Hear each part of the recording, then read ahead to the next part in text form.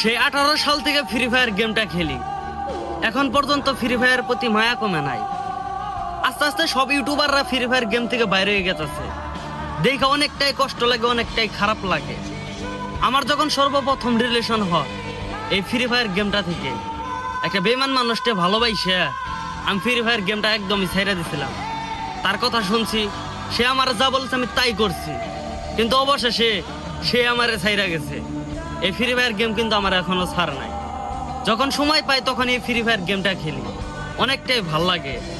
কিন্তু যখন দেখলাম তালহা ভাই এই ফ্রি ফায়ার গেম থেকে বাইরে হয়ে গেছে গা, কতই না কষ্ট লাগছে, কতই না কষ্ট, এটাকে আবার বোঝাইতে পারবো না। তো তালহা ভাই, তুমি আবারও ফ্রি ফায়ার গেমে আসো, আমরাও ব্যাক করতেছি, ইনশাল্লাহ খেলা হবে।